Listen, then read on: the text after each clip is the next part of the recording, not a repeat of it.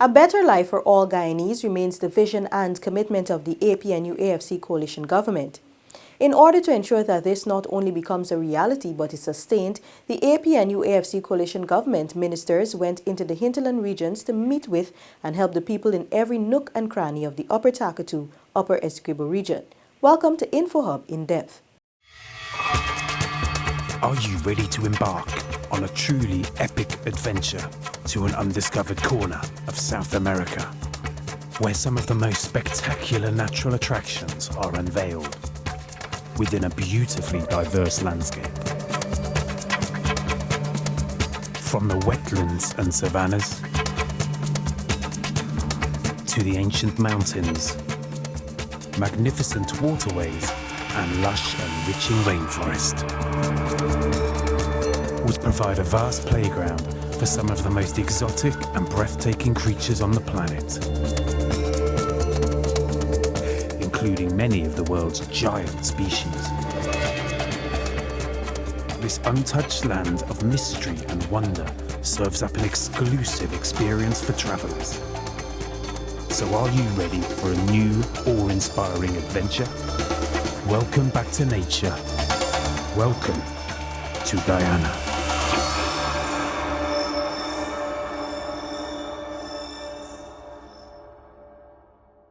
The first stop on this trip would be in central Lethem for the commissioning of the Barrack Retreat Corridor, for which construction had commenced in May. The corridor was commissioned on the 22nd of November 2019, mere months after paving began, a testament to the commitment of the government to hinterland development. After the ceremonial aspect of this momentous infrastructural development, government ministers wasted no time in getting boots on the ground and meeting with the people of Guyana. First up are the residents of Kaikumbe, Mokomoko, and Yupukari, who are the most recent recipients of clean, potable water. Along with the drilling of a well and the installation of a photovoltaic system, transmission and distribution pipelines, individual service connections have been set up in Kaikumbe.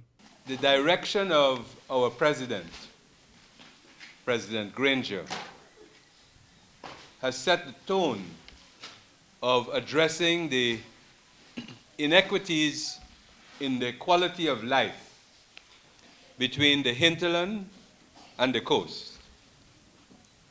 And so we at GWI, we have taken his direction seriously, and we have set out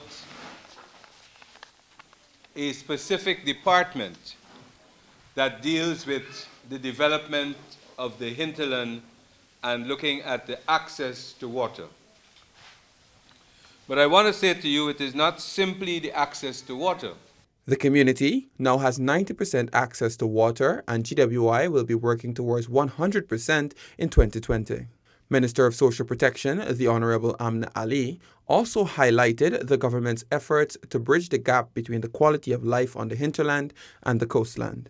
Our president, my president, your president wants the best for you. And that is why one of his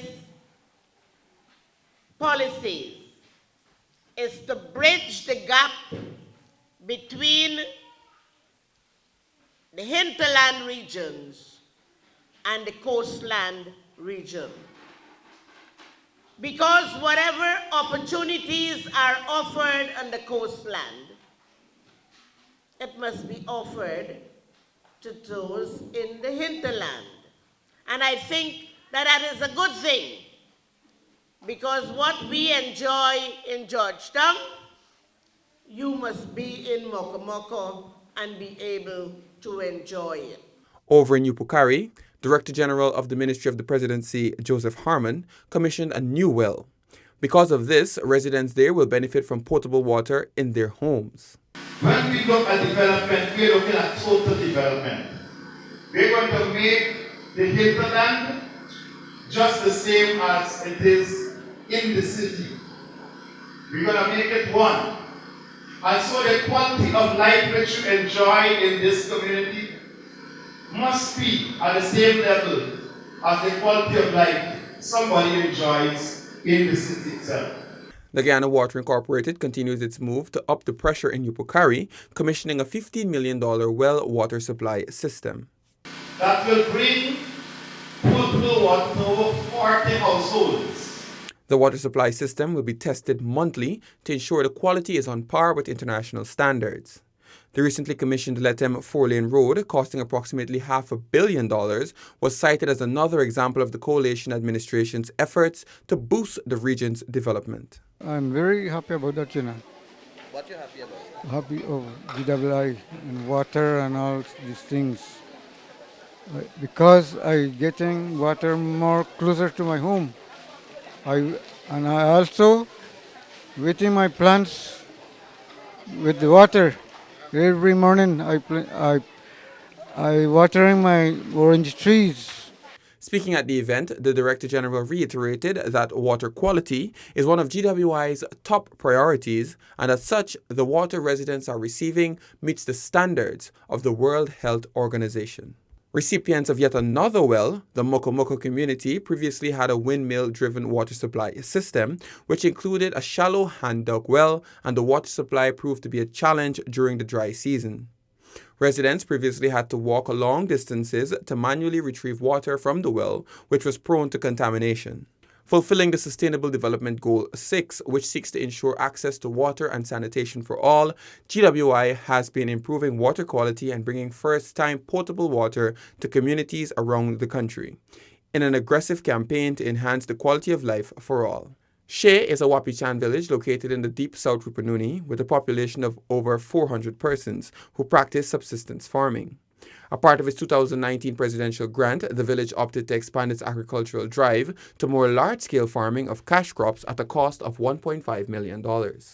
Over the past weekend, Minister of Indigenous Peoples Affairs Sidney Allicock traveled to the village and delivered the check and encouraged the village council to ensure each household benefits, citing the example of family-owned farms. I have the check here to hand over today, and I know it is for agriculture. I want to wish you the very best. I want you to really use it for, you could have family farms and benefit from it because your children would eat, you would eat, and you could sell.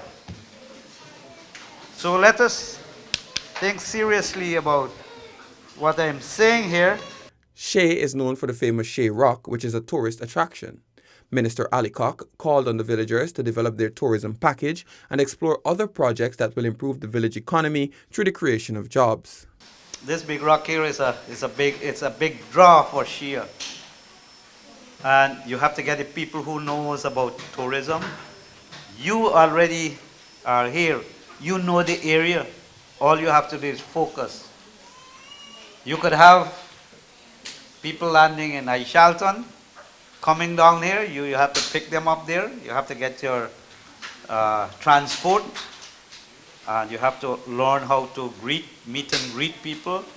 How you present your foods, and I'm quite certain you're already doing that, because I know that persons come here to ride up the rocks and stuff like that. But you have to take control. It must be you who managing this business. Nobody else. You, this is your home, this is your rock. The Presidential Grant Program is one of the significant interventions undertaken by the government to boost economic and social development for Indigenous peoples in their respective communities. Villages and communities receive between $500,000 to $2 million based on the population size. 2 Rupununi villages on Sunday last received a timely donation of a minibus and canter truck from the government. The vehicles were handed over by Minister of Social Protection, the Honorable Amna Ali. This donation was made possible through the Ministry's Sustainable Livelihood Entrepreneurship Development Program. Village Councillor Bethany Charles, representing Maruranao Village, located in the deep South Rupununi, said the minibus will reduce transportation woes.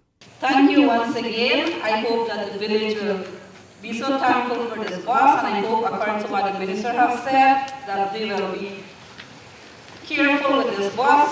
The driver must be careful also, not driving it anyhow they want, not just because they didn't buy it off their pocket, but they must be caring for this bus. It is a good transportation for their purpose. Accepting the canter truck from Minister Ali for the township of Letem and its surrounding communities was the founder and president of Guyana Hearts United Group, Norma Griffith. This, she said, will help the organization in its mission to improving people's lives. This canter will assist the communities, not only in Lethem Central, but the entire Rupununi for those farmers who would need transportation to bring out their produce to the Lethem market. So we in Lethem as well can enjoy the wonderful organic produce. We don't have to purchase anything that is GMO from Brazil. We will have our own natural food here in the region. We continue our tour of the hinterland by moving now to Minister of Public Infrastructure David Patterson, who has big announcement for the CORE initiative. The Honorable David Patterson said the CORE Group initiative is one his ministry is looking to expand to ensure further enhancement of communities. We started on launched on February the 3rd, 2017. And it comprises of a team leader, somebody who is responsible and will lead the team and set the assignments. It's one of the very first things that I like to do, and I'll speak to the team leader when he's there. You don't only help your community. I would like you to help the old persons. There are old persons, old elderly persons, and those things that under whose shoulders we stand now. Tushau Nicholas Fredericks of Shulenab Village expressed gratitude to the Ministry of Public Infrastructure for giving the villagers the opportunity to develop their community while earning an income. The Tushau noted that this is just the beginning of Shulenab's development. It is indeed an occasion where Shulenab is again being put on the national program of this country. And it is one that I think is a very timely development to show how indigenous people can benefit from a government program. This program has been one that has been called upon for many years gone by. Anthony Aldov, 22, is one of the 10 Shulenab youths that were employed under the CORE group. Aldov said this is a stepping stone in his career. Addressing health concerns in the hinterland poses a challenge due to the rough terrain. However, the health of every Guyanese is of high importance. So Minister of Public Health, the Honorable Valda Lawrence, on her outreach, met with the people to know what can be done to improve these services. Maternal and neonatal deaths in the hinterland have been on the decline within the last few years. The Ministry of Public Health continues to deliver with efforts to further reduce the statistics. ATVs and motorcycles were handed over to the Region 9 Health Department to aid in this effort. Minister of Public Health, the Honorable Valda Lawrence, explained how this donation will benefit villages in Region 9. Many of you on the coastland who will be watching this will say, oh, it's just a few bicycles and 2 ATVs. But I can assure you, to the people in the savannas and to the people in the north Rupununi and even central Rupununi, this is like good gold, solid gold to them, because accessibility is not as easy as we do it on the coastland. 90% of the region's community health workers and primary healthcare staff are women who will utilize the transportation to effectively carry out their duties in saving lives. Home visits to provide pre- and postnatal care will be boosted with the availability of the ATVs and motorcycles. Lethem and its surrounding, they are very big areas. The health center, for example, might be in the center, but these health workers will have to travel miles, kilometers before they reach individual homes. So this they used to do home visits, even during the pregnancy period and after delivery as well, to take care of the mother and the baby as well. It allows them to not only do interpersonal visits, but to take resources, do vaccinations out in the communities. That was Dr. Niall Othman, Regional Health Officer. The donation was made possible through an Inter-American Development Bank loan to the Public Health Ministry to address needs in Regions 3, 4, and 9 towards the zeroing of maternal deaths. Just recently, ambulances were handed over to each of these 3 regions to aid in this effort. Senior Councillor Brian Melville and residents of the South Central Rupununi community of Couture have pledged their support to the coalition government after noting the numerous developments within their communities and region.